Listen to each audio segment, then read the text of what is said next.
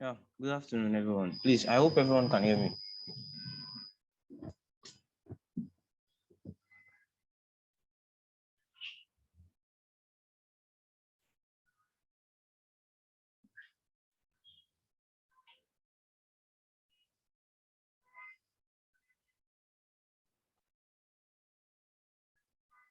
Yeah, okay.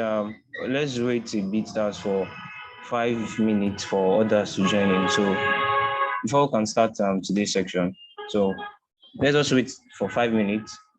That's we'll be starting at exactly let me say 40 409 409 for today's section, so others can join in.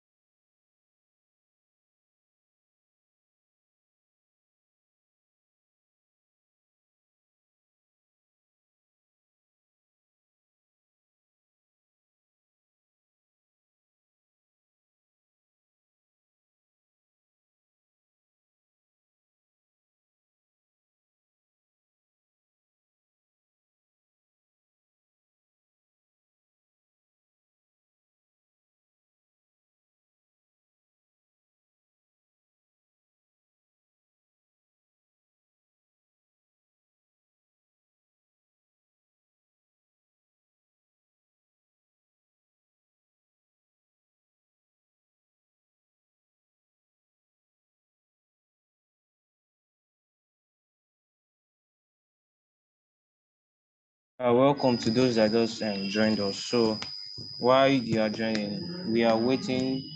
We give others some minutes so that everyone can join in and participate in today's section. So just be patient. We'll be starting very soon. We'll be starting very soon.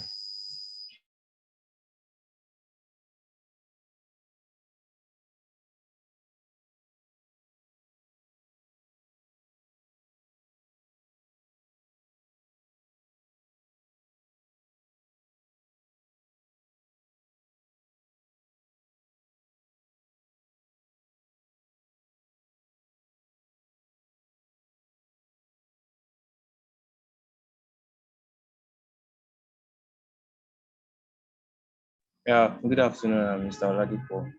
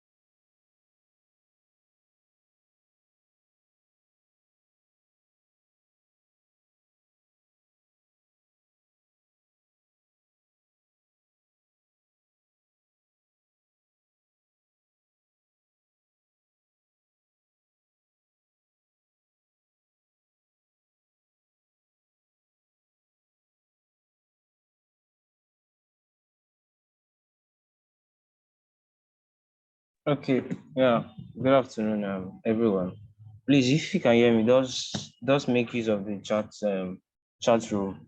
Does indicate in the chat room so I can start fully. If you can hear me, just make a comment on the chat room so we can officially start the section for today and we can round up on time. Okay, yeah. So thank you, Mr. Oladipo and others that are joining us for today's call. So we'll be taking today's series on introduction to machine learning. And I think from over time, when we started this boot camp, we debate the fact that there's a difference between data science and there's a difference between machine learning. So we'll be seeing everything in action today as we begin today's lecture. And so also, I want to also make this. So please, if there is any comment along the way, I want the class to be very, very interactive. So I don't like go too much in the core, then there's an issue that you don't understand. So I want everybody to be able to follow through at once. So if there is any issue that you don't understand or anything I say that is not clear to you, please just bring it to my knowledge. If it's something I'll say, probably at a point in the lecture, I will let you know. But if it's not something I'll say at all, or if it's something I know that that is not clear to you that I said, that I might not even make mention again also. So it will be easier for me to like explain everything at once. Then we all get the whole point of the lecture. So I wouldn't want it to just be like, I'm coming here to read a slide, or I'm coming here to like make a coding presentation without you getting anything or without you understanding anything. If there's anything that is not clear, so just let me know. I want this lecture should be like a very, very simple lecture at best. So everyone can go home with something tangible that they can hold on to. So whenever they ask you, okay, can you give us like an introduction or what ML entails, then yeah, everyone that is on this call should be able to say something on what ML is. Now, so the first thing for today, we've taken some classes on EDA, that's exploratory data analysis. We've taken some classes on pandas, we've taken some classes on request, taken some classes on NumPy. So this lecture series, this would be the ending lecture series of this whole bootcamp. Now,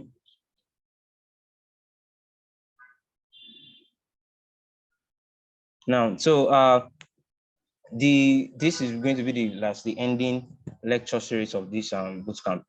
So before I go too much into the lecture, let me just do an introduction. I see everyone are doing introduction on the comment section. So yeah, my name is so I'm your host or I'm your speaker for today, as it might be.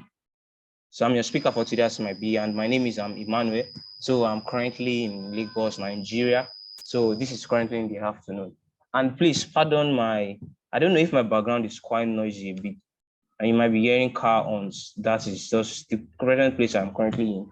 I think it's nearer to the bus stop, even though I'm currently in a high place, nearer to the bus stop, so you can hear noise. Please pardon me for that. So let's go.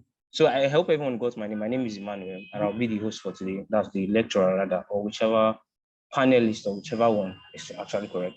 Now, so we'll be covering some topics today on machine learning, and so we'll be touching different things. There are 7 different aspects.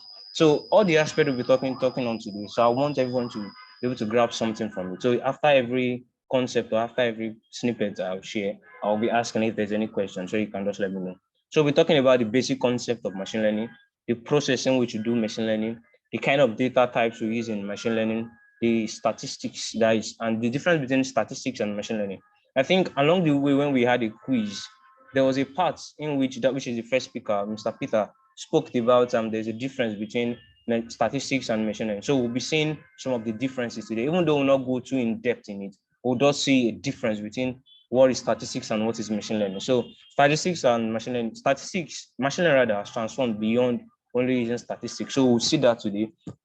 The different kind of MLs that we have, different kind of ML algorithm and the mathematics for machine learning. So for all these, I'll just give like an overview of them along the way. Then I'll give like a good lecture or a good explanation of them. Then we're going to see, if time permits, we'll see the actual coding practice for every one of them. So please, if like rushing too much. Please let me know. Please let me know. So I want everyone to understand the whole process. Please, if there's anything that's not clear, please just let me know. So now the first thing is that I think we must have all heard the term machine learning. So I want you to the class to be interactive. Can you just like put on the comment section what you understand by machine learning? You must have heard what is machine learning, or you must have heard, okay, there's data science and there's something called machine learning. So if you have any idea, just fix it on the comment section.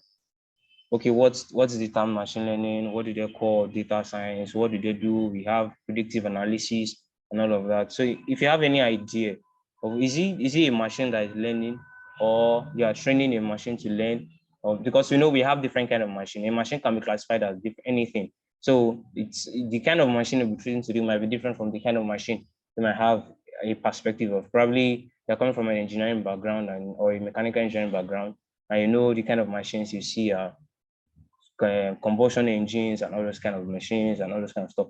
So I just want to get a kind of a view of my audience. So do you have any like understanding of what machine learning is? Just fix it in the comment section. Okay, someone said, for me, I think ML is the maths of data science that help us with predictions. Yes, so we'll be seeing it today. So if there is any other person, please, you can also fix it on the room so we can see.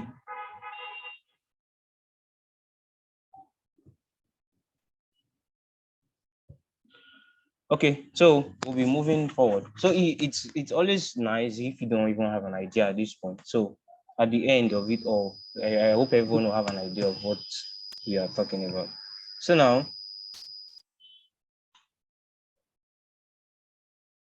okay, yeah. So Ruben said software prediction applications that helps in prediction. Oh, that's also nice. That's also nice. So now in today's world, we must have come across the fact when they say something is what they call something machine learning. I'm very, very sure. Okay, ML is the process where the computer is given a data set and the programs helps to identify the underlying characteristics common to the data. Oh, that's a very, very apt answer. So we'll see that today. So now ML today, artificial intelligence has surpassed the hype of blockchain, quantum computing, and easily available to common man. Recording in progress. So the journey of AI began in 1950, where computing power was a fraction of what it is today. AI started with machine prediction in a fashion that a statistician does prediction using his calculator. Now, let me explain what machine learning is. So what three people gave us an understanding of what machine learning is. And I want to like just create a concept. So everyone on this call might have an idea of what machine learning is. So in the area of computing, so machine learning means you are training an algorithm, or an algorithm is like a set of steps, set of computing step or pseudocode or logical step in which you are to solve a particular problem given a data. So for you to solve any machine learning problem, the first thing you need is a data. So for you to solve any machine learning problem, the first thing you need is having a data.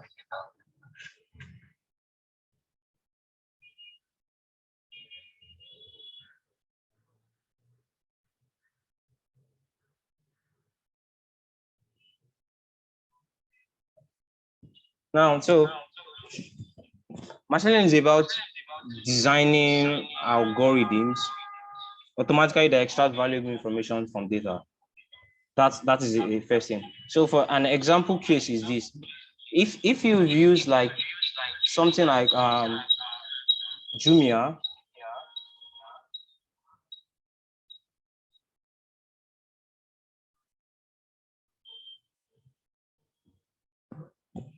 or you've used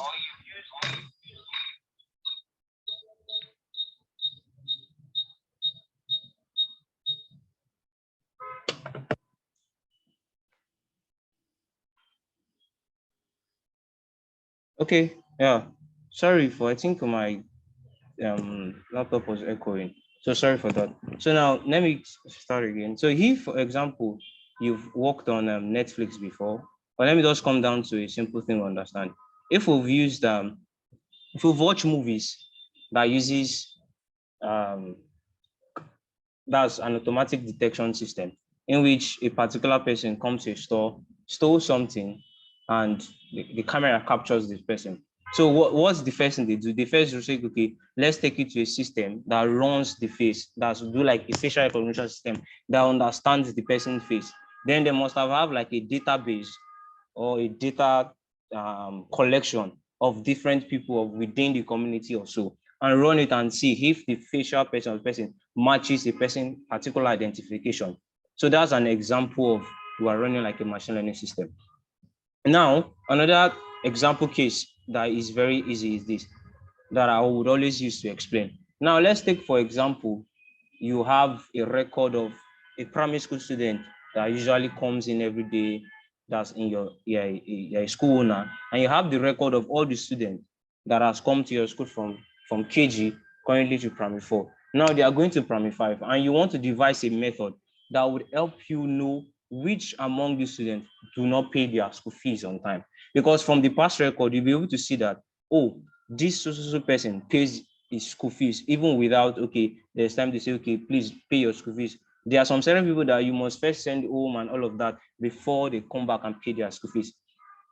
So this is going to enable you to know, okay, this will be my target audience. These are the people I will go and meet and always put the pressure more on to get the fees on time. These are the sort of people that will know, okay, there's no need for me pressuring them. I know when it is a certain time, they are going to pay. The essence, how do you understand it? Because you already have a past record of all the students. So you'll be able to tell, that's like an easy case. You'll be able to tell that, oh, this student will pay on time, this social student would not pay on time. So that's like a basic concept of how machine learning works. So machine learning works is you are having a data and you want to predict the future. So this future you are predicting, it's not as if it is astronomy. It's not like something that's out of the blue. It is something that you are going to map into an algorithm. So it's the algorithm that does the whole prediction system for you. So what you need in performing any machine learning problem, the first thing you always need is always a data. And if you notice throughout this bootcamp, when we had the discussion on pandas, the first thing they did was getting data. When you had a discussion on NumPy, I think Mr. Peter taught you guys on how to scrape data from online. So you can see that these are the basic things you use in machine learning. The first thing you need is what? The data set. And there are different kind of algorithms that solve this problem. So like I said, an algorithm is like, there are basic steps. There are steps in which a computing program is to follow. So an example is, if we've done flowchart before, you can see flowchart has a start and a stop. So there are different branches, it had an if and an else. So if it does this, do this. If it does not do this, don't do it. So that is what like an algorithm does entails. So, and there are different libraries in which we use for machine learning in the area of Python. So we have Keras, we have TensorFlow, we have scikit-learn, we have PyTorch, and we have Theano. So there are many different kind of libraries that they use for machine learning. Now, so the next thing is,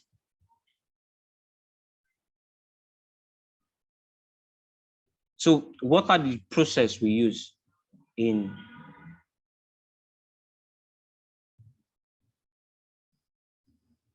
okay, so what are the process we use in the area of machine learning? I hope everyone can see my screen. Let me take it to recording. Yeah, so what are the process? So we have the data collection, we have the data preparation, we have the exploratory data analysis, we have the visualization, then we have what? The machine learning. So you can see that we've taken you guys through the whole process of a data science problem. So now you can see that machine learning is embedded in the data science process. So a data scientist can have a good knowledge of machine learning, but a machine learning engineer per se is not a data scientist. So now you can see that with the base that there's a difference between a data scientist and a difference between a machine learning engineer. So this is the whole process of understanding how a machine learning engineer is to work. Because the first thing, like I said, you always need what? Your data. So your data can be any kind of file. Your data can be anything. If you are working on an audio data set, If you are working on an image data set, you are working on a clickstream data set. So we have different kind of data collections. So the process of data preparation, I think we've talked about that, where we had data cleaning, when you are working with pandas. So they use pandas for what? For data preparation. Also in the process of creative data analysis, it means you're exploring your data to get a better understanding of how your data works, or what are the hidden features in your data. If you want to create new feature in your data, an example is you want to ask your data questions. When you work with your data, you're trying to ask questions that, oh, is rain going to fall tomorrow? You want to try and check the percentage of our rainfall, or you are trying to make a visualization or a plot of, okay, if rain falls today, you want to know the actual kind of date or which particular amount of the days rain fell the most. So you see that in trying to work on those things, you're trying to better understand how your data is before you even begin to do machine learning. Before you begin to do you're doing predictive modeling, you first get an understanding of, okay, what does my data do? What does it entail? Now, another process is visualization. So you can visualize with your different libraries like your Seaborn, Matplotlib, and all of that. So Tableau, Power BI, those ones are business intelligence tools. You're using it to understand and visualize how your data is, right? Now, the phase in which we'll be talking today is what? Machine learning. So the whole process of having a machine learning process, or the whole process of running a data science problem, is what? Your data collection, data preparation, explorative data analysis, visualization, and machine learning. And most often the case, you might have your data already collected for you. So most times data might be collected for you. But if data is not collected for you, you'll be the one to go and source for data yourself. Just like the Mr. Peter thought in teaching you guys how to use requests to scrape data from online or from different data sources. So that's an example of a data collection process. Now, we have different types of data source. So we have a text data, we have a number data, we have click streams data, we have graphs data, we have transaction data, then we have tables, and we have image, audios, and video. Now, I will explain each of them one after the other. So a text data is an example of, let me give an example. I think most of us must have tried to use Google Siri, or have tried to use Amazon Google speaker, Google text to speech, or you're using Amazon Siri. So the way those system was built, they're built based on different text data. So they're built based on different text data on how people talk. They scrape data from online, from how people interact, or they build a corpus from different pages of books that has been written by people. So that's an example of text data. A text data is what is not numbered. It is just like a speech or example of a tweet of someone. That's an example of a text data. Or a sentence that someone just writes. That's an example of text data, right? So now a number data, as it implies, it's numerical. So if you want to, binaries are numerical data, because all binary numbers are always in ones and zero, or decimals, or hexadecimals, in the case may be. So text data are alphabetical. Then most times in your text data, you can also have alphanumeric data, but in number data are always numeric. So that's like a two distinction. Then we have click streams. So click streams is used. For an example, if you try and browse on Google, so the first thing you do is you click on Google, type on Google. Now, what you do on Google at each section, let's take for an example is this. You enter into a building. Your first step of entering into the building is the door. So once you enter the door, all the parts in which you pass through, let's take an example, you went to the kitchen, you come out from the kitchen, you went to the bedroom, you left the bedroom, you went to the dining, from the dining, then you went to the living room to rest. Then after you're done, after resting, watch movie, you went back to the bedroom. Then after you went to the toilet again to take your bed. Then after from there, you left the door. Those parts in which you pass, those are different streams.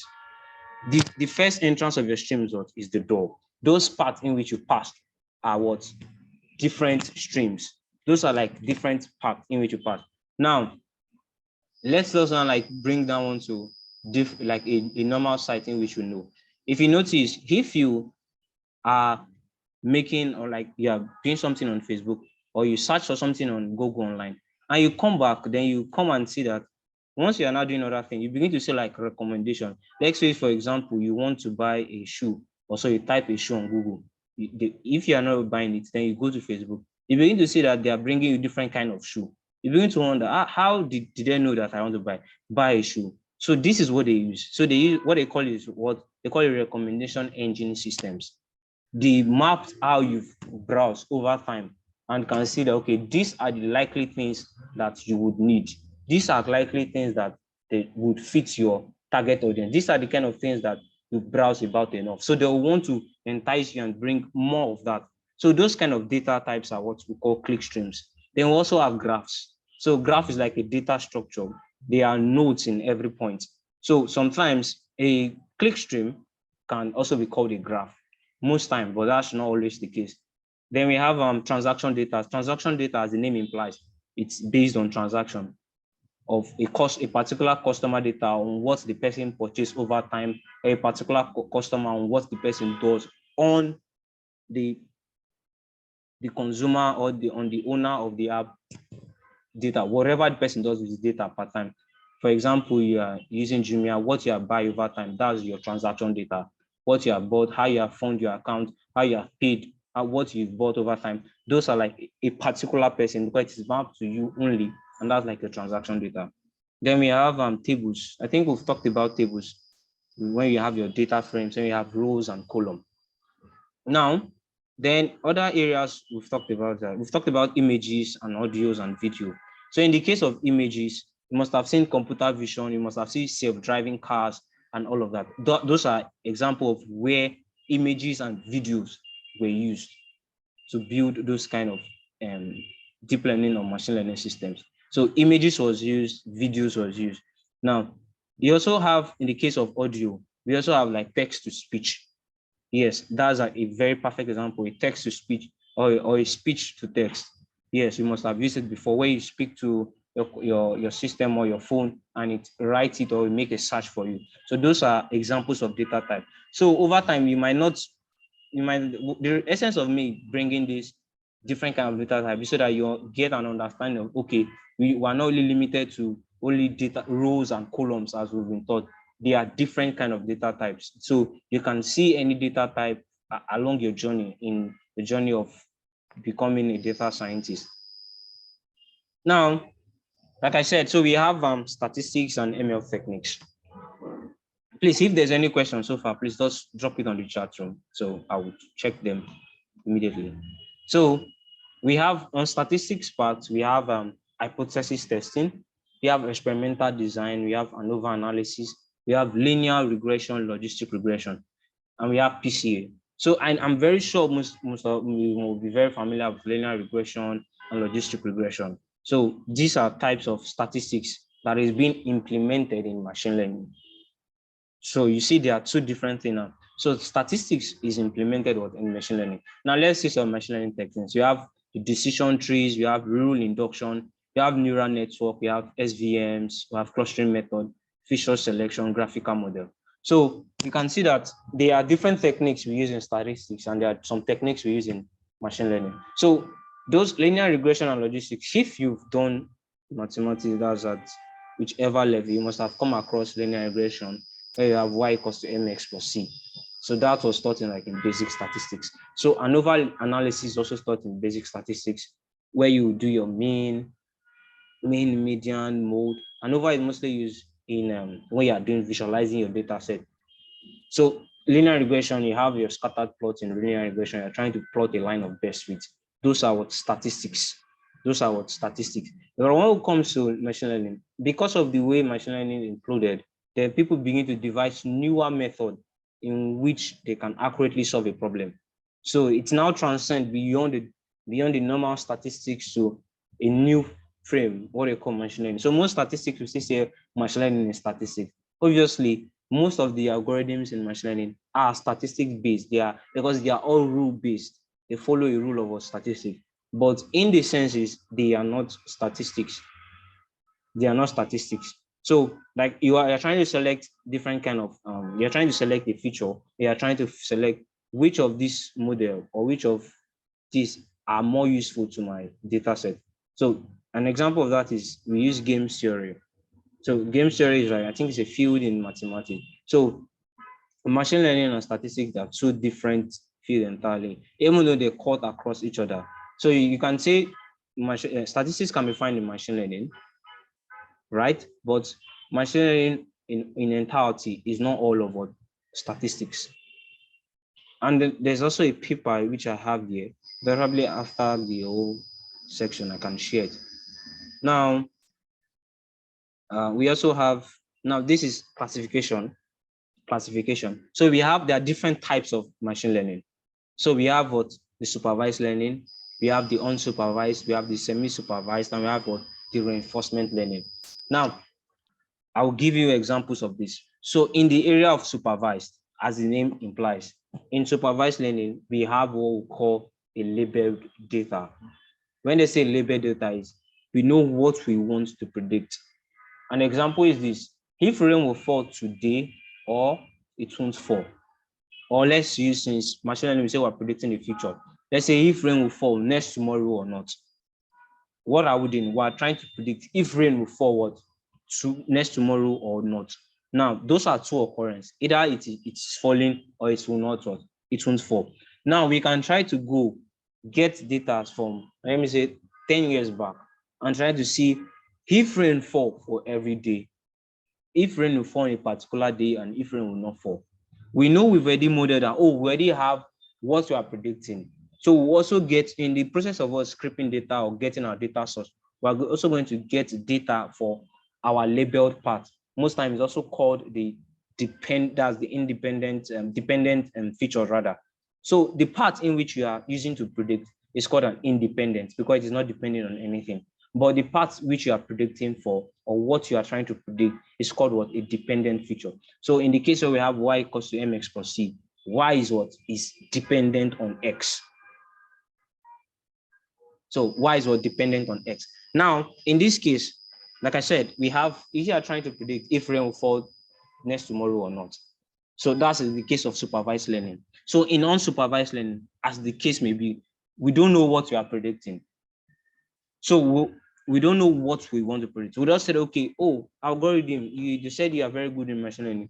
Take this data and try to find the relationship in this data.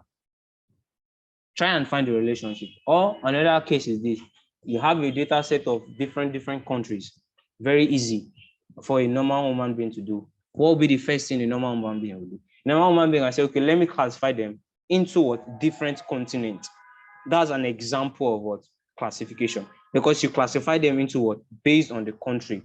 Because for this case, you don't have what? A target variable what that you are predicting. So in this case, you don't have what? A dependent feature what you are predicting. You just have a data set and you said, oh, let me try and see if there can be any relationship among these my data sets. And another example is this: is if different people are fixed in a particular room, the first thing you want to do is you want to separate them into what? Their different sex. Now you can say you are a male or you are a female. Very, very easy for a human being to do. Or you want to group them into different age group. You're a youth, you're a teenager, you're an adult, or you're a child. So those are like an example of what they call unsupervised learning. And use cases of unsupervised learning is customer segmentation. Like I said, you segment your customers into different categories on how they spend. So this is like an application. If you want to build, like Jumia want to build a customer segmentation system, they can want to try and classify each of their customer based on what? How they shop. So if on how they shop, you know the kind of data set they'll be calling what? The transaction database. So the transaction database, like I explained earlier, is the transaction of how a particular person over time has shopped. So they can say, okay, based on how you have shopped, our machine learning system predict this for us, group our customers into how they spend. So we can see how they spend is, if a particular person can spend like 10 million, they will have a 10 million group, a 5 million group, and all of that like that. So once they are grouped, they can now begin to show that, oh, so if a 10 million person shop, then what we should be showing the person should be not be showing the person something lesser than 6 million, for an example, because we know they have the capacity to buy something like that. Or a person that shop, for example, within the range of 10,000, they should not be showing that kind of person a goods worth of 10 million, because they know over time the person does not have that capacity based on how he has bought things over time. So you can see this is an example of a use case of unsupervised learning. Now, in the area of semi-supervised learning, is in semi-supervised learning, it's now you as a person, it is a combination of both a supervised learning and what and unsupervised learning. So, like I use in customer segmentation problem, you can first map something. You know what you want to predict for a semi-supervised learning, even though you don't have like a label column. You can try to tune or you can try to arrange your algorithm for it to become a supervised learning, in the sense that you don't have a target or variable. You know that's the difference between a supervised and unsupervised, but you want it to group it into these different subsets that you yourself you want. So you can now train your model, then pattern it to predict in those different subsets, like I use in the case of 5 million, 10 million, and how a customer buys. Because your unsupervised learning algorithm, what it does is you cannot specify what it is to predict. You just give it a variable and it try to bring out a prediction by clustering or by arranging different data points into different subsets. Now, in the area of reinforcement learning, we've obviously seen driverless car. So driverless cars are self-driving cars that you've seen a drone. There are drones that fly on their own. So you've seen different robots that work. So those are reinforcement learning. So reinforcement learning is the process of a machine is trying to learn about what its environment. That's an example of reinforcement learning. Now, in the area of supervised learning, we have two different areas, very, very notable. So we have the regression and we have the classification. So like I made mention in the other slide, where I talked about statistics, I made mention of linear regression, I made mention of logistic regression. So in a regression problem, what you are predicting is a continuous variable. Note it, in a regression problem, what you are predicting is a continuous variable, in the sense that example is that you are trying to predict the salary of a particular people of an organization. So you want to onboard a new person into the system, and you want to try and predict what is the person's salary should be based on the previous people you've employed. So you can use something like that, or based on the needed skill set that is required for the job. So you can build a machine learning system and say, oh, we can try and solve this problem with machine learning and build a system based on collect all the data set. So the data set of learning is data set of past employee and their different skill level to try and predict and say, okay, because once you're predicting in numbers, and your numbers would be in like different figures. So that's an example of a continuous variable. So in the case of classification is classified into different types. Very notable. Classification, there is a class for them. Example, you want to predict if a particular animal is either a cat or a dog, or like the case I used, I said either rain will fall today or rain will not fall tomorrow. So that kind of class is two different class, right? We have if it will fall, yes, or it will not it will not fall. Why in the case of regression, we are trying to predict a continuous variable. So from now on, if you want to solve a problem, the first thing you first do is, okay, can ML solve this problem? If ML can solve this problem, what is the type of problem that we'll be solving? So that's another question. So let's say, for example, it falls under a supervised learning problem. So a supervised learning problem is something that will be having a class and a continuous variable. So you now try to check, do I want to make this thing a continuous variable, or I want to group them into a class? So if there is a class for them, fine, you are picking a classification model. But if it is not a class, oh, this will be a regression problem. So so far, please, if there's any question, just let me know, so I know you guys are following me. So just drop something in the comment section, so I'll know you guys are following. Hello. Yeah, I can hear you.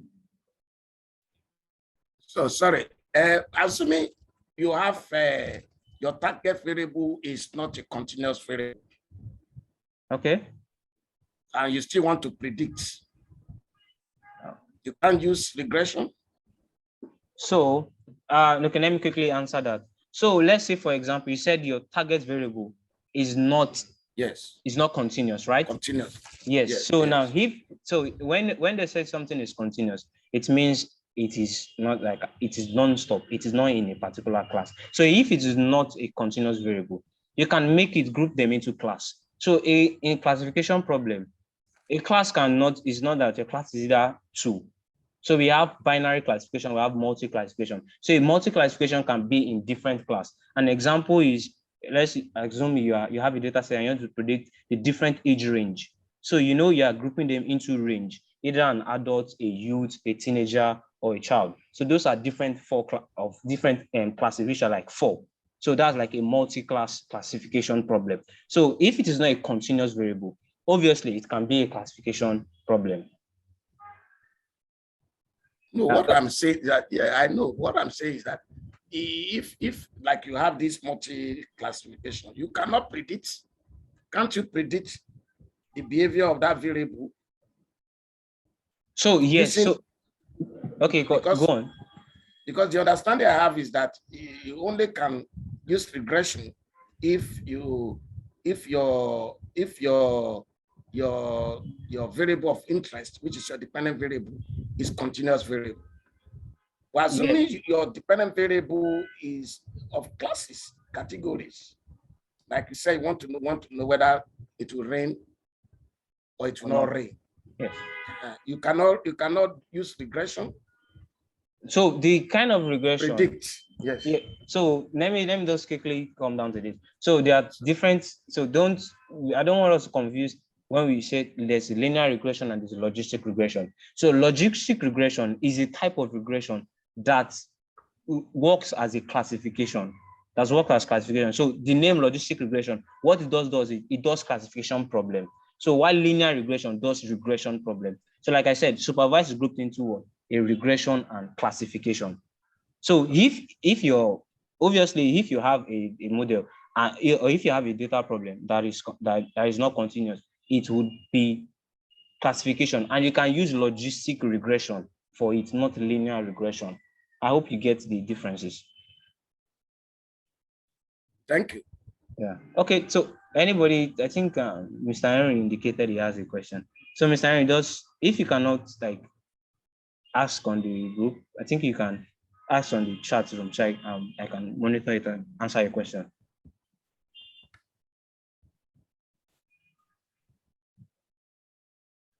Yeah, Mr. Henry, are you there? Or okay, let me continue. So pending the time he answers.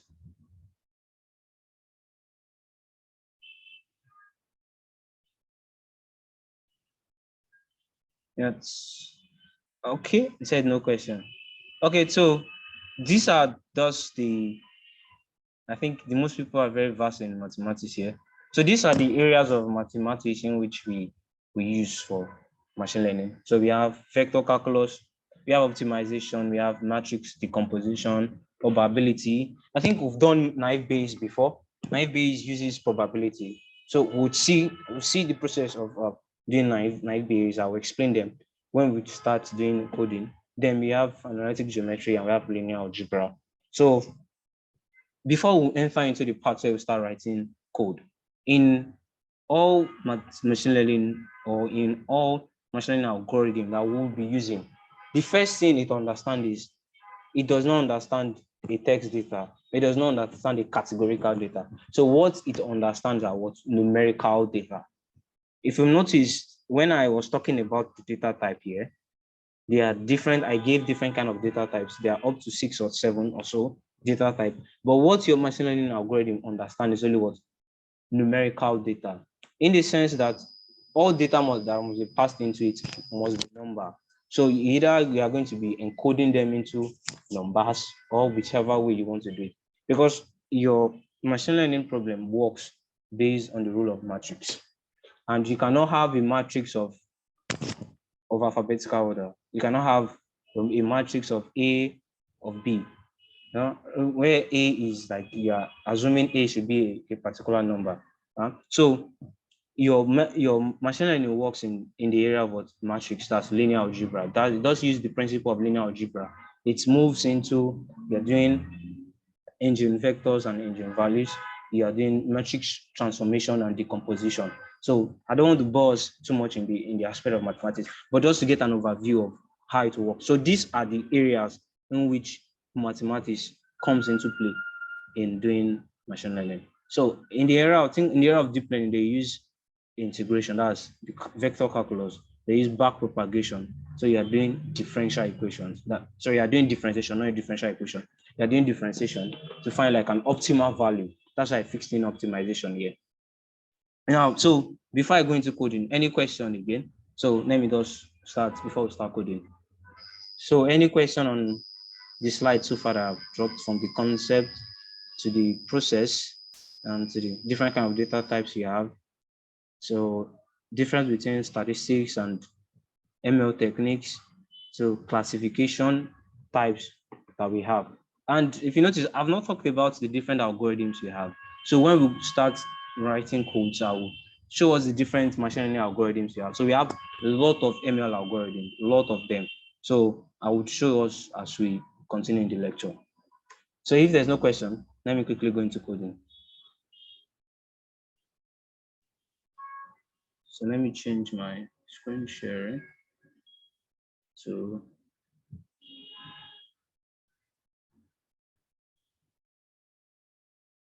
yeah, can everyone see my screen now? I have linear regression on top. So I want to know if everyone can.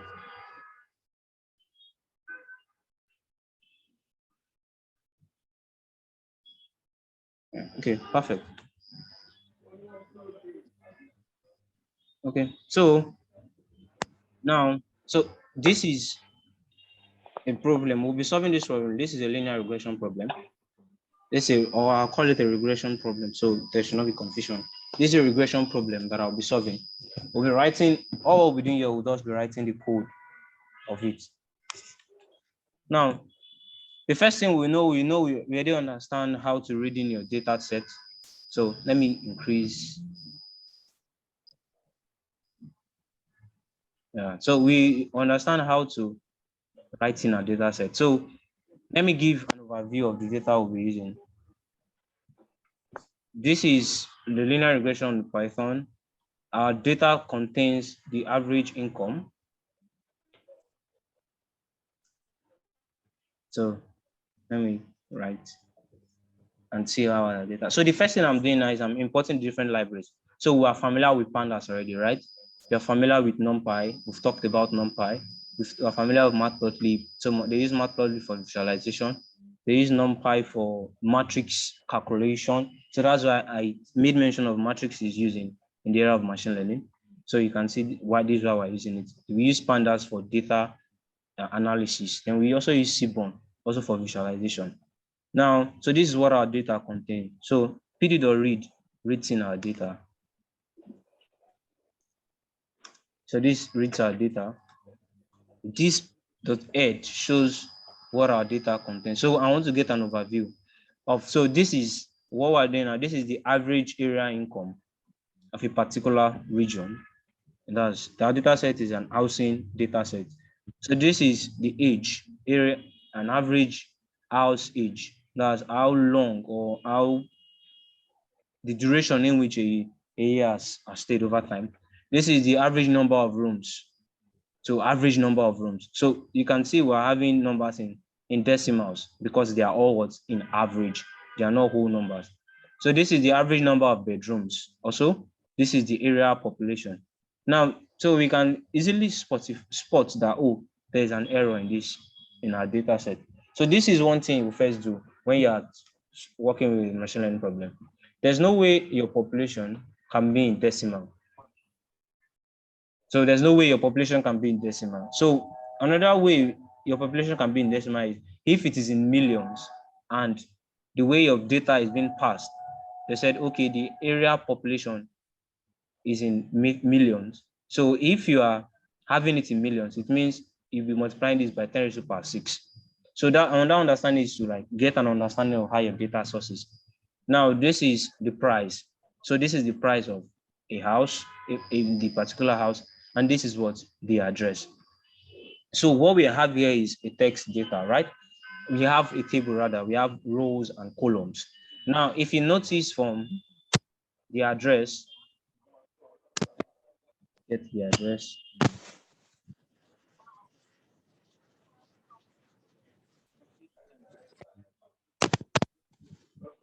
So now let's take an example of this.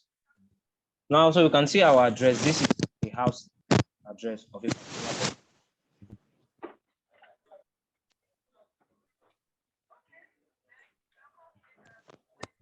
house that of this address or of affects index 0. This is categorical data or numerical data. And I said earlier that in machine learning uses metrics in terms of doing computation, and it does not understand numbers. It does not understand alphabet rather. So what we'll be doing in this case is that we'll try and look for a way in which we can encode this address column, because it is visible for you that our address column comprises of categorical data.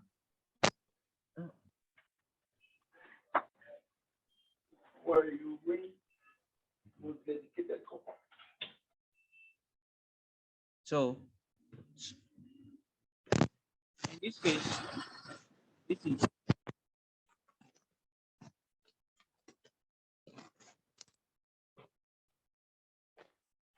understanding of what our data is. So now the first thing is, let's do this to see what our data source is. What process we are trying to do now is to get an understanding of our data. So now we have 500 data points. So when they talk about data points, they're talking about rules. So we have 500 different occurrences and 7 different features. So as the case may be, so most times we have our rules is called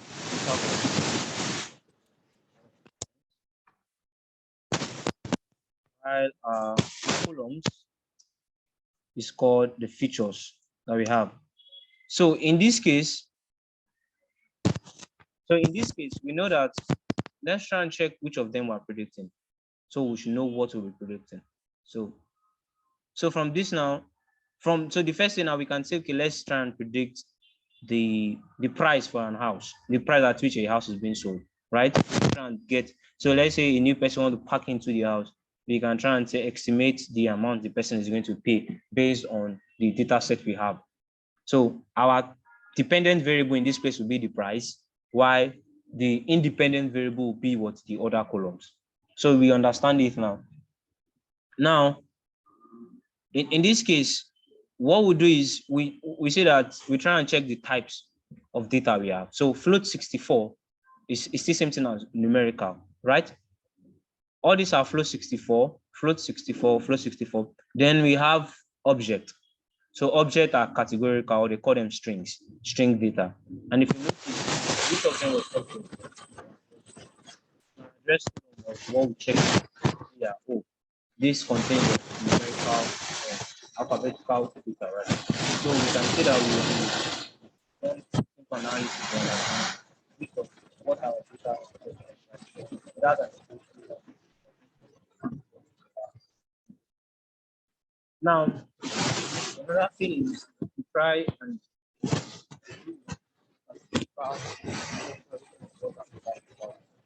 so what we do is that what we have is describe all these functions or methods rather in pandas, right? So let me try and show you guys what's.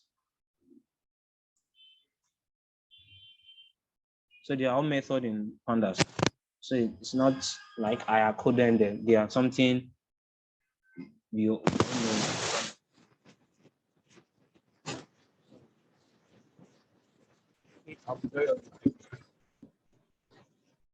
So this does get an overview. This is what descriptive. It shows percentile. It shows what.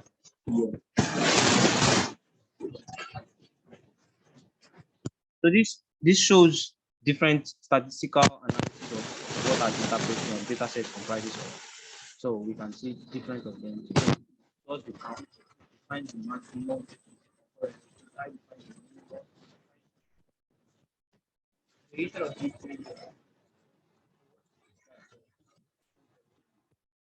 So you can see for a particular column, which is our average area income, we have a count of 500, which is we have 500 data points. We have a mean, this is the mean, we have the standard deviation, we have the minimum value, we have the 25%, that's the percentile, 50, 75, and maximum.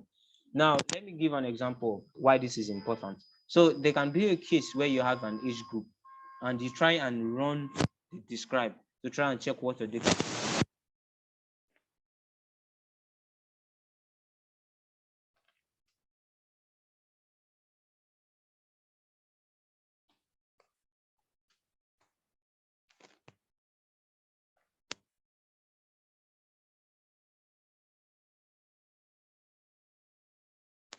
Now, in the area of columns, what columns does is that it tries and shows us different columns. That's what columns we have. Now we are running into, this is a visualization, right? I think we've done this visualization before. These are different visualization plots of what our data set is, of the relationship between both features. That for each of these features, they are trying to do a plot to find the relationship within it. So you can say this kind of, there are different kind of plot that is done. For the case of this is a scattered plot. This is a kind of scattered plot. This is also a scattered plot. This is also a scattered plot, but you can say that there is no relationship within it. It is not trying to model a straight line prediction there. So this is like a kind of pie chart, or a try doing like a normal distribution, which is skewed to the middle. The reason why this is skewed to the middle is because it is plotting it against itself. So if you notice, all the values at the middle diagonally, they are all normal because it's plotting it against itself. So this is done using Seaborn. So this is done using Seaborn. Now we try and find the distribution plot of the price, because I said earlier it is the price you are buying. If our price is this shows that our price is price speed. So if it's less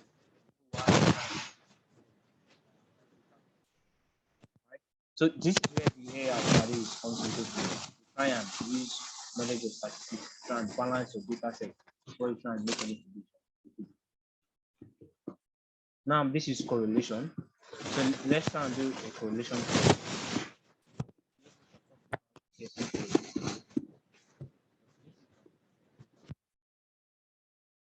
So these are different correlation between the data set. So there is something that is very common. Correlation is not equal to what? Causation. So it does not mean because two values are very, very correlated to each other, either they are positive or negative correlated together, mean that, oh, that is like an important feature. The case might be, it might be that that value that is correlated to it, it is dependent on another feature. So you try and do a very good analysis. You don't try and make conclusions. And you can try and do different correlation plots. So we can try and check different methods. So the method that is used normally is Pearson.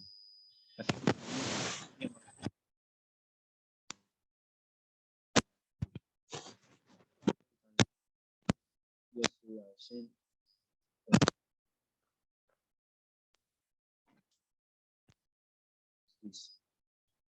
So this Kendall method, this use Pearson correlation, but this one use Kendall correlation method. So there are those different statistics method. You can try and look them up so you can get an understanding on how they calculate the values that is being gotten here. So this is a visualization. Most time I like doing visualization a lot, so I get an understanding of it. And this part, the part that shows one here shows that all these parts at the middle side are creamy. If you notice, when I made a peer plot visualization up, all my diagonal values are all normal to each other, right? So this shows that they are all what correlated to one another. Obviously, a particular value would be correlated to itself. So when you want to plot a distribution, they would all what be normal.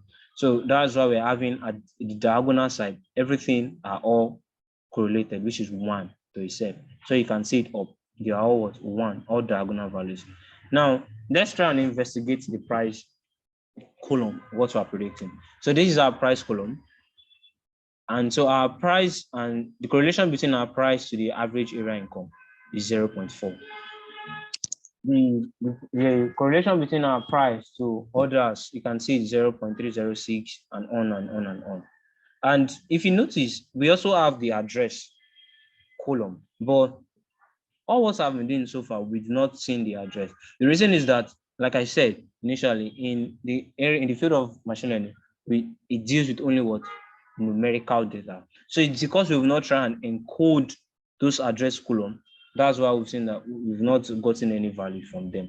So if I had encoded them to numerical data, we should be seeing a feature for it. We should be saying, okay, it is trying to find, okay, what is the correlation between the price and the address column? But because the address column now, we've not encoded it yet, there's no way it can try to find the correlation, because you cannot try to find the correlation between a numerical data and a categorical data, right? So this is just like a simple correlation of it. So I've tried and do a run through of a machine learning process in which we have your data analysis and all of that. Now, in the area of training a linear regression model. So now this is the area where we'll start doing our predictive analysis.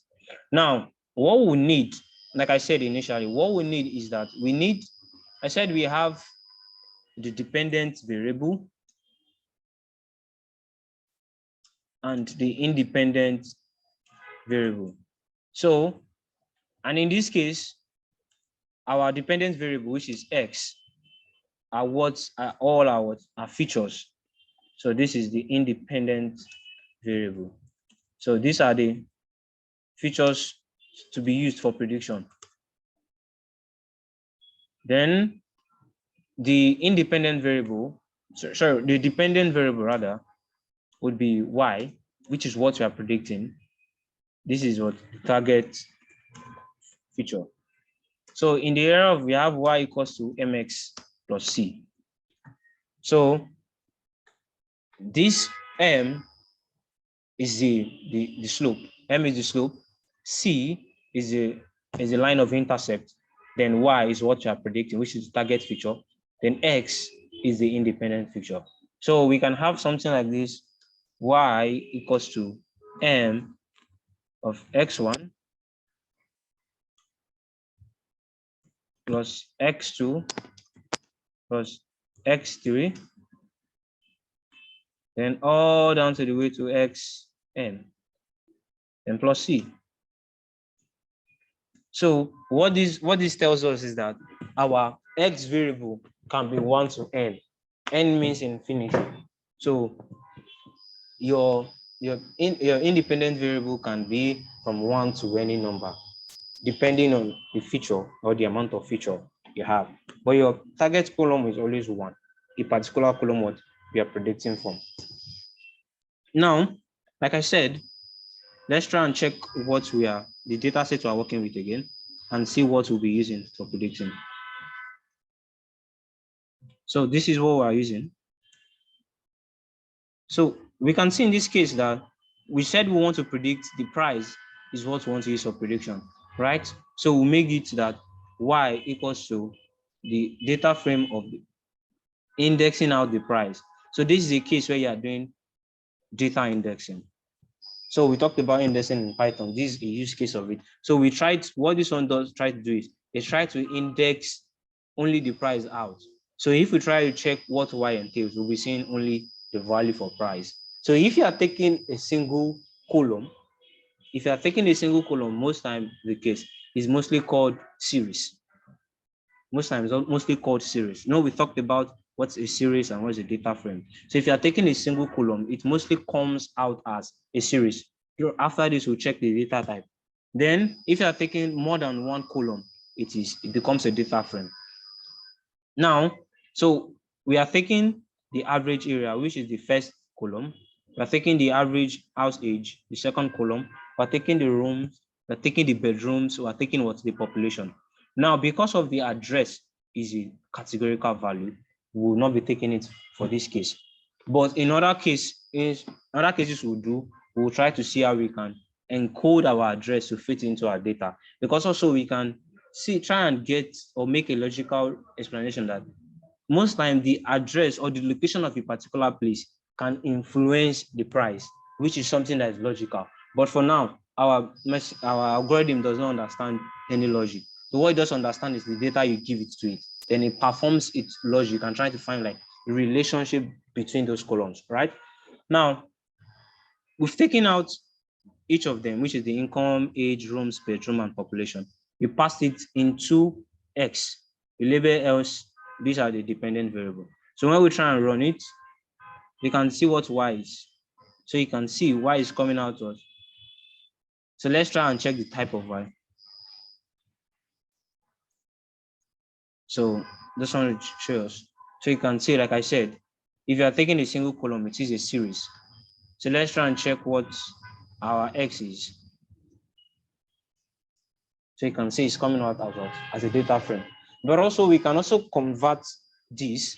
You can also convert this one to a data frame, but that's not the case. But because it's a single, there's no need for us doing any conversion. So now let's try and do machine learning. Now, the first thing we'll try to do is we'll try to split our data set into two different subsets. So we have what the train and what the test. So in the case of having a train and the test, it means we have a train, what we'll be training our model on, and we have what we'll be testing our model on.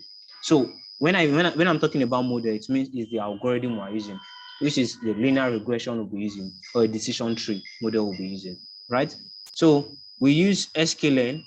sklearn is a Python library that does different machine learning, pre-processing and analysis and predicting for you. So that's what we'll be using throughout. So what this does is it splits them into different subsets. Now, I passed in my feature, which is the S. I pass in Y, which is our target feature. Then my test size. So let's quickly do this. Like I said, Python is used for follows arithmetical progression. Arithmetical calculation. So you can see that I'm splitting my first size into 0.25. It means my original data times 0.25. So I'll be having 1,250 data points for testing, right? Then what this random does is that so that every time I come and I rerun this, I will get a stable data frame. If you do not pass in this random state, if you do not pass in a number, anytime you rerun this cell, you'll be getting a different value. Oh, I've not run the train test split. So now I splitted it into S train. So this is our S train. So you can see this is our S train. So our train is 3,750. Like I said, if the test is 0.25, it is 1,250. Then 5,000 minus 1,250 will give us 3,750. So this is very, very logical. So we now have 4 different data frames. So where one is the train, which is the X value. Then one is the Y, which is the Y train, which is the target value. So what we'll be doing is that we'll be making prediction we'll be training our model on our value S train, then passing in the Y train for it to understand the relationship. Then we'll be testing it on our S test data set and trying to validate if what we did was correct on our Y test. For now, it might look very, very confusing, but along the way, you guys will get it all. Now, so we've done the whole data set splitting here. We splitted all our data set accurately. Now we already have 4 different data frames. Now in this place, we try and instantiate our linear regression. So let's try and check linear regression. So what it uses the ordinary least square linear regression. That's what it uses in this place. You try and find the line of best fit among them. This is a documentation of what was written, right? So you try and find the line of best fit there and perform matrix calculation and give you your answer. That's your predicting answer from it. Now let me move this down. Now, scikit-learn already implements, or the whole logic for linear regression has already been written in scikit-learn. So we're just calling the library. We just want to use the library. We don't want to invent everything from the beginning. Then we instantiate the library. So what this fit does is that it passes both our train and our train, which is our S train and our I train, for it to understand. So what we've done here, we've already understand that our model already understand that we've passed in a train and a target. So what it is going to do is that it's try and find like the relationship between the features in our X train and how it matches with the target variable, right? So now we've fitted it already. Now let's now come and do a prediction. So like I said, I made an mention of where we see y equals to mx plus c.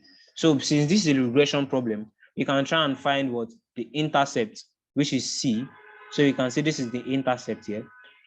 So notice the case of what we're predicting. We're predicting the price column. And if we're trying predicting the price, let's take, for example, the first one. You can see the data point. This is in millions, right? This is in millions. So this is in millions. So that's why we're having a very large intercept of that's 2 million. These are intercepts of 2 million, negative 2 million. So I just want us to have an understanding of the data. This is finding the coefficient of each of the feature. So for the income, this is the coefficient of the income, right? Of each of the column, that's your age, your room, your bedrooms, and the area population. So this is what is the coefficient of it to our train. That's our price, what we are predicting for. So how our income, what is the income coefficient based on the price? What is the age coefficient based on the price? Each of them. Now we can now come down. So let me explain it. So what is on interpreting the coefficient? Say that it's a holding all feature fixed. That it means for every feature, we kept them aside and we're taking a single feature. We want to try and do a prediction of what is the population to the price, right? Now, so if we say the average income associated with an increase is 21.52. So let's go to the income.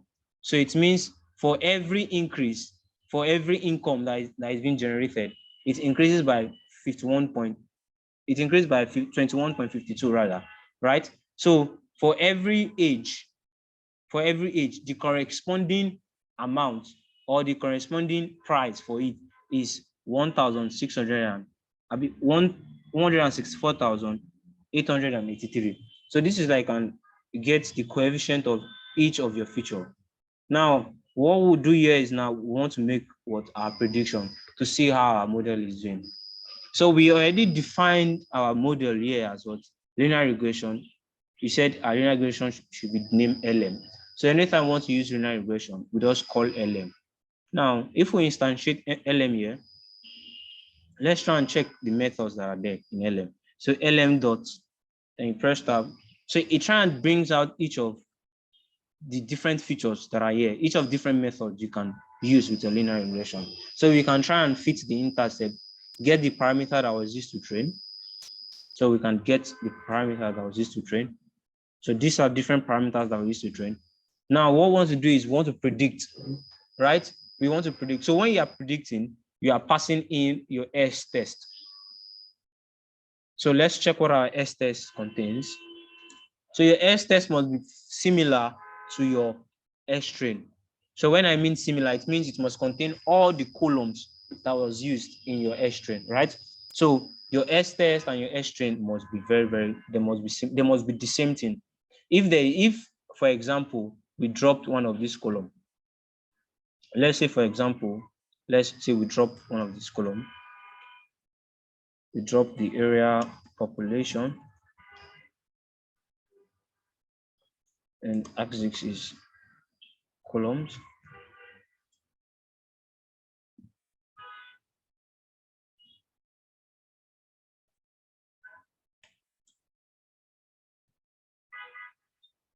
Am I getting an error? Okay, I'm coming. So this is the issue of doing live coding. Let me just, oh, area population is not finding the axis. Okay, let me check on my extended. I think I didn't define it well.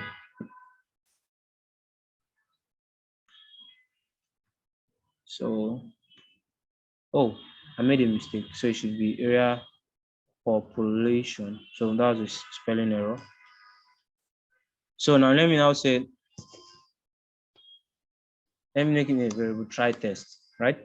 And let me make a prediction. So lm dot predict and do try test. So you see, I get an error. The reason for getting an error, it said what? X has 4 features, but linear regression is expecting what? 5 features as input. So you can see that what linear regression is expecting is that you already trained the linear regression model with what? You've trained it with 5 different features, which was our S test. And the value you must be passing in must be the same value, right? It must be the same features that you're passing into, both your train and your test. So now let's do a prediction. Now from this prediction, let's see what we predicted. So predictions. So these are, so you can say our prediction is coming as a NumPy array. So we can try and check the type, what it is. So you can see it's a NumPy what array. Now we want to try and do a scatter plot. So what this does is like try and plot a relationship. So a scatter plot is a relationship between 2 different variables. Now we are trying to plot the relationship between our Y test and the prediction. So this is plotting a straight line like this. Even though in all entirety, it is not directly straight, but we can see that our model is trying to get an understanding of how this is being plotted. It's trying to fit them into a single straight line. So from this place, we can try and improve on our model and see what best we can do to it. Now let's try and do other things with it. So this is like residual histogram. So now let me explain how we can know if our model is doing well or not. So there are different evaluation metrics. So when they say evaluation metrics, so if in an examination, if someone needs to do well, the person is being ranked based on a class, or a normal exam is over 100. So the highest score you can attain is 100. Now, in this case, if you are trying to do for classification, but our case is regression, but if we're trying to do for classification, the highest you can get in a classification, that's in getting the accuracy is 100%, right? So you can get an understanding of what your model is being evaluated upon. Now, in the area of regression, like I said, regression is what? Continuous variable, right? So all the evaluation metric in regression, what you try to penalize what is the error. So when I say the error, it is how far your model is, or how best your model is far away from what is to predict actually. So let's say, for example, your model is to predict 2 and your model went to predict 4. So the error there will be what? 2, right? You have to predict 2, but your model went to predict 4. So you can see that the error there is what? Your model is over predicting. So, or a case where your model was to predict 2, it is predicting 0. So what you try to penalize in the area of regression is that you try to penalize what? The error of them. So now we have different evaluation metrics in regression. So we have the mean absolute error, we have the mean squared error, and we have the root mean squared error. So these are very, very common in the area of regression. So they are already implemented. We can try to implement everything from scratch. That's write the whole code from it. So I don't think that will be necessary to do, but we can do it. So these are the mathematical functions for it, right? So now let's try and do something. So MAE, which is the mean absolute error, is easier to understand because it is what? The average error. So when they mean average error, it means once you get all the error metric, you find the average of it. Root mean square, it, like the formula implies here, it squares your error and try to find the average of it, right? Why root mean square is just the way we have standard deviation and variance. So the standard deviation is the square root of variance. So root mean squared error is just the square root of your mean squared error. Now we can get all these are all mathematical values, right? So we can get this already implemented for us by sklearn by calling metric, that's importing the metric and passing in what is what the metric we want to evaluate on, either the mean absolute error, we want to do the y-test and the predictions, right? Prediction is what we predicted, while our y-test is what our original test, what we want to test our model to see if what we predicted was actually correct. So this is for the mean absolute error. So we can see the values. This is for mean squared error, while this is for root mean squared error. So let's try and do this and check. So we can do np dot square root and pass in the value. So you can see your root mean square is just what? Obviously the square of your MSE. Now let's move into working on tree-based algorithm. So what we've talked about so far is linear regression. So linear regression is an algorithm that it is linear, that it works based on y equals to MSE. So it works on y equals to MSE. It's trying to estimate the error between a linear algorithm that tries to estimate the error between a variable, or try to make a prediction, a continuous prediction of a variable. Now, in this process of doing tree-based algorithm, so tree-based algorithm, let me give you an example. Is this in tree-based algorithm? There is a tree, and each tree have different leaf nodes. So if we've seen a plant before, the first thing you see in a plant is that a plant has different stems, and each of those stems, there are different leaves on them. So that's just an example of how a tree-based algorithm works. So what it does is that it tries to brings out different tree or different stem, and on those stems there are different leaves. So the final output will be the averaging of all the old trees. So an example is when you average, or you train different models and you try to average the value. Or another example is this: let's assume you're given an assignment to do. You and your friends, you come together, you try to solve it, then you bring everything together and try to see that, oh, which of them is the best. Then you select out the best and submit to the teacher. So that's an example.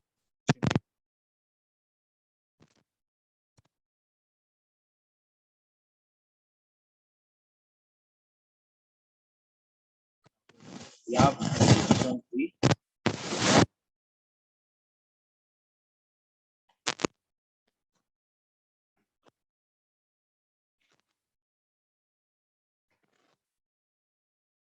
So you can see, excuse me. So you can see this is a use case where we use a tree-based algorithm.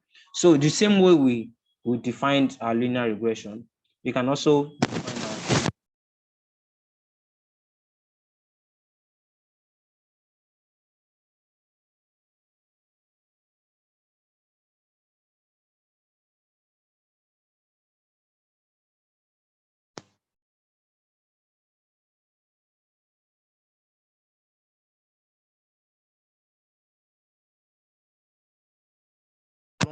you run it. So let me run this. Now this does like try and do a scalar plot. Try and do a scalar plot and to see. So you can see this is scalar plot. So the tree spread, this is for our decision tree. So let me just rename it to, so decision tree. Let me title of it. So this is for decision tree. So you can see this is for a scalar plot for decision tree. This is for our random forest. So we can infer from this. So if you notice, we are saying that, okay, our decision tree is not understanding this problem well, but our random forest regression is understanding the problem well. But how best can we understand, okay, which of them is doing well? Is by checking the evaluation metric.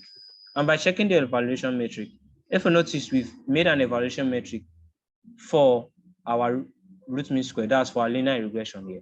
Let's just copy this and try and make an understanding and see which of them performed very well, right? So let me bring this down. So, which metrics is not defined. Okay.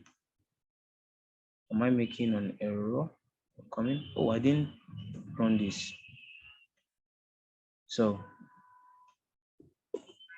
yeah. So now, let's see. Let's first get an understanding of this. So now we can see for our mean absolute error. I think this is. Let me divide this by 10 to the 6. Let's see. Okay. So we can. The essence of doing this so that we can have a clearer view of everything. And divide this by 9. And divide this by 5. Yeah. So this by 6. This by 9. And this by 5. So by 6. This by 9. And this by 5. Okay. Now, so we can see that this is having a value of 0.014. Let me change this to 5. Change this to 5. So we can see this is having a value of 0.144. That's the error. Notice we divided by 10, that's 100,000. So this, that's for mean, MAE means the mean absolute error. This is for our decision tree regression. So our random forest regression is having 0.096, while our linear regression was having 0.083. So from all this now, we can see that for this problem, in using the mean absolute error as an evaluation, our linear regression understood the problem perfectly than our decision tree regression. Like I said, we are trying to penalize the error, right? So we'll try to check and find the one that has the lowest error, which for mean absolute error, it is the case of linear regression. And if you notice, for other types of them, which is mean squared error, our decision tree performed worse. The random forest did not perform too well, while our linear regression performed perfectly well. So obviously the case of RMSE would also be the same, because RMSE is the square root of MSE. But in all cases, this is obviously an exceptional case, because most time linear regression does not perform well per se, because it's a linear model, and if you give it a data set that is not linear, it might not understand it well. When I say data set that is not linear, you have different categorical variables in them. So in our case, we did not try and encode any of our categorical variable, which is we dropped, when we were defining our independent variable, we dropped our area column, which is this. So we did not use our area column. So this can also be another example why our model is not predicting well. So trying to encode how the address is might either improve our model performance or might decrease it. We might not know, but in a logical standpoint, address should increase the way it predicts well. Now, there are different kind of tree-based algorithm which are great for tabular data. So when I say tabular data is a table data. So we understand there are different types of data now. So we have gradient boosting machines, we have the like GBM, we have SGBoost, then we have TensorFlow decision tree. Now, so this is just a run through of how you do regression-based analysis with scikit-learn using linear regression and a tree-based model algorithm. So please, if there's any question, you can just drop it on the comment room, or I think you can unmute yourself so you can ask your question so we can quickly finish what we have for today. I think we're done for now. So you can ask me any question you want, anything you don't understand, or if I should recap on a particular thing, just let me know. I would re-explain. Thank you. So please use the chat room to ask your question, or you can unmute yourself also.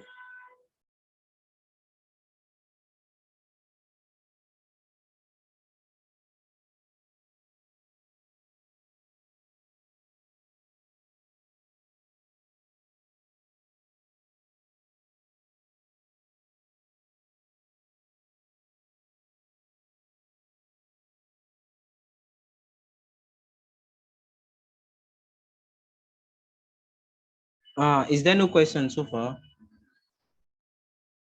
I want to know if there's any question. That's Hello. yeah, okay, I can hear you. I can hear you. Hello. I must confess, first, I appreciate all the good work you have done, but my work problem started from the splitting of data sets. So from then down to the end, Okay. I was just merely looking at you. My Okay. problem is not today I started, because I didn't start at the beginning and up to now. So I didn't understand all those coding portion. I can understand the principles, the concept, but the coding part, which is the meat of the whole work, I don't understand. As we speak, I've not still be able to, though I need to pick that one up or take that one up with Mr. Peter. I have not done that. I've not been able to load my Python into my system. So maybe I can be able to follow you. But I understand the principle behind it, but the hands-on, as we're moving through your coding, this thing, we didn't understand. Okay. But Okay. my worry, if I may just ask generally, there are, as for me, as maybe I won't call myself statistician or econometrician, there are many software which I can use to do all of this without necessarily going to coding. So of what difference? Because if I want to run regression, depending on the software that I want to use, I can easily run my regression. The result will come out and I interpret without me going to into the code and coding myself.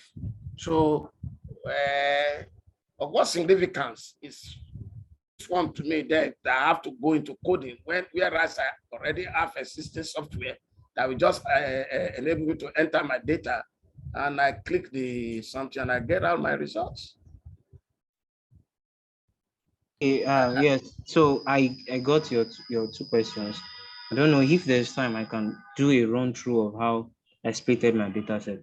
And the other question of what importance is you writing the your code when you can use automated system.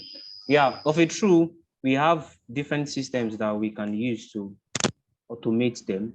But the essence of using Python for writing this whole test is an example of cases you want to improve your model. You want to, if you are using an automated system, you cannot change the value that is being given to it, right? If it gives you your result, that is the result you go with. You cannot try and improve on it, or you cannot try and make any changes to it because the system runs based on the data set you've given to it. Now, the essence of using Python or the essence of writing this whole code is so that an example case is you are trying to make a regression or an regression analysis and you are trying to get a particular result, but using an automated software is not giving you the result you want. That is not giving you close to the kind of result you want. You can try and create new features using Python.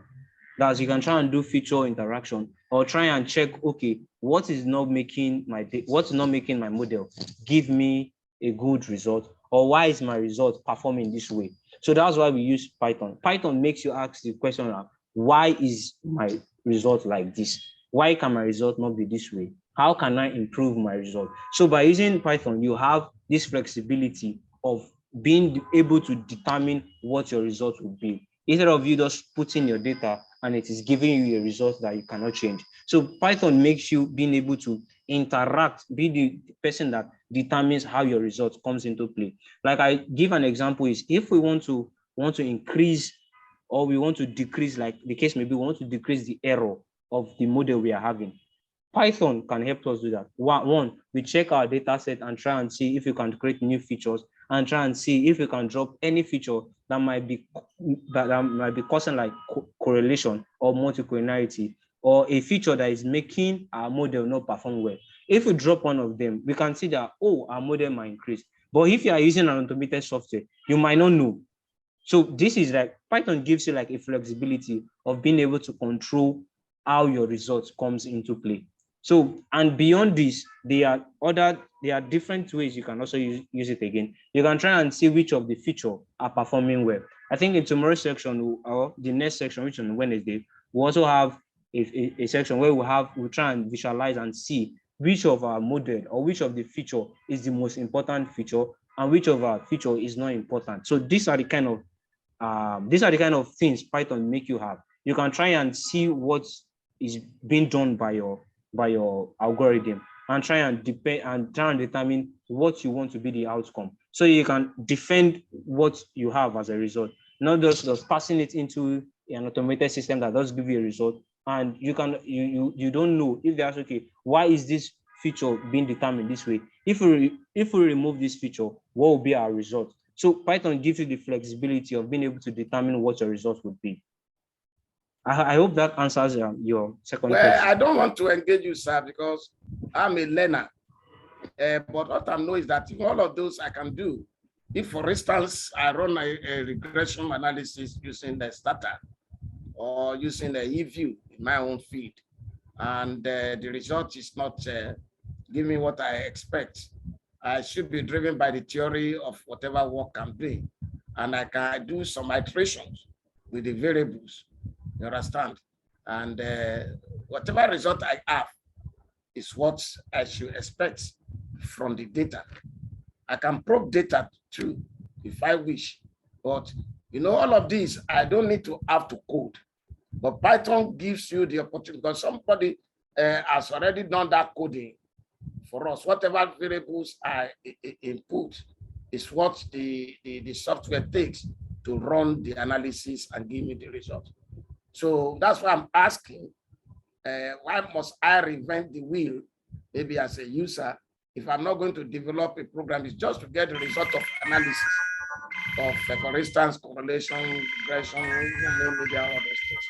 There are existing software that can easily help us to achieve that. Anyway, I will continue to follow. Please, I just happen to speak out. Thank you, sir. Yeah, you're welcome, sir. I think after the section, the video will be made. Yes, I will get to you one on one. Thank you, sir. So is there any other question? So before we end the call for today, is there any other question? If you have any question, anything is not clear, please just let me know, so I would answer your question. You can also use the chat room. So if there's no question in the next 5 minutes, I should be ending the section. So if there's any question, and if there's anything you don't understand, just indicate, let me know.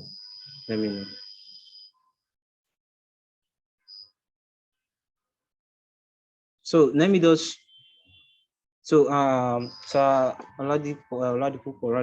So let me quickly explain how splitting the model works. I think you said you didn't understand from that side. Yeah, so that's from there. So in splitting the model, so in this case, we want to have two different subsets.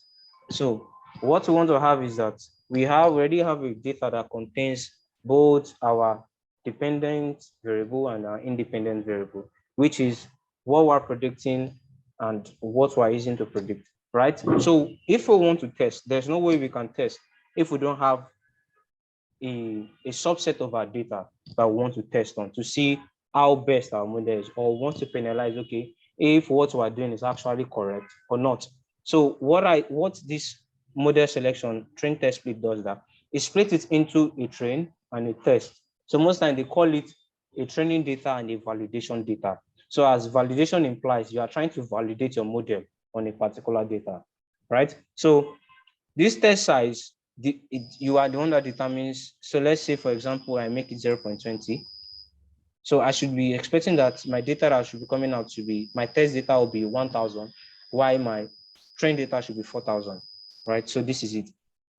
So you have the flexibility to determine what amount of data you want to keep hidden and you want to train your model with. So when it is time, you are going to test your model with that hidden data. So it is called, in our case, it's called what? The test data, right? So we already have our S train So I name it S train, I name this on Y train, and we have X test, and we also have the Y test.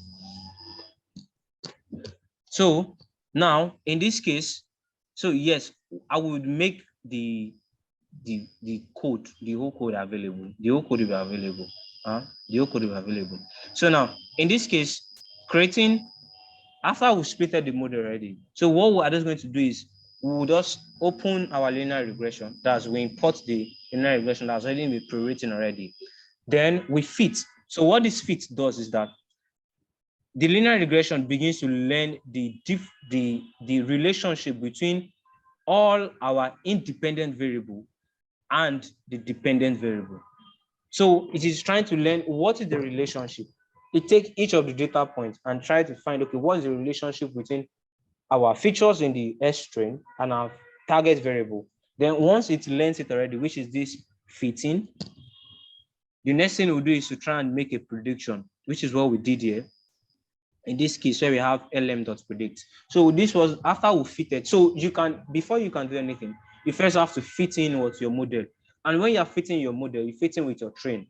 So the train mostly comprises of the large chunk of the data set, right? That's the larger part. You always want to train with your model with a very, very large data set. So when you are testing it, it can be able to account for all use cases, right? Now, it makes a prediction on what? On your S test. You don't make a prediction on your train. You make a prediction on your test. So once you make a prediction on your test, it outputs a prediction for which is in a NumPy array. Then you can now run a scattered plot.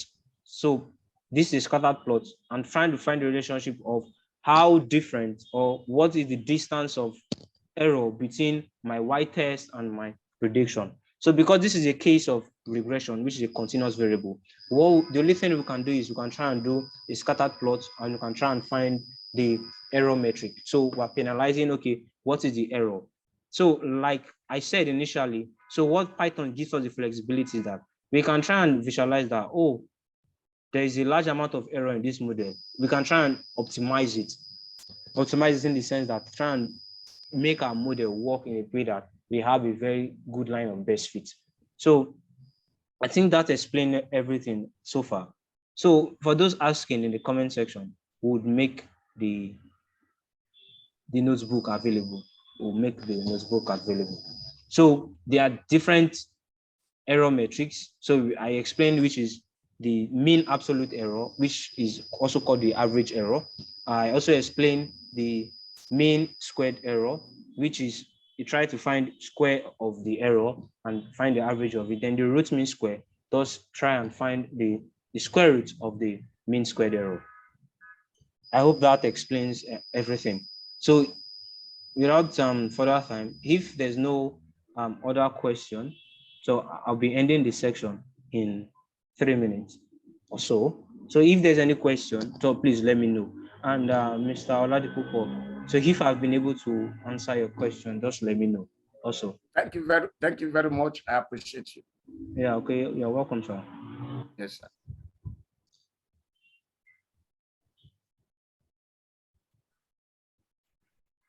So I perceive that there's no question. So in that, I thank everyone for joining us today. So that's at the end of this section, the whole materials will be made available. And if there's any issue, peradventure when you try and watch it over time, please do let us know. Would just reach out to Peter. Peter will be able to direct you directly to me or whichever person that will be able to answer your question. So thank you everyone for coming for today's session. Thank you very much, sir. Enjoy the rest of your evening. And you too, sir. Thank you.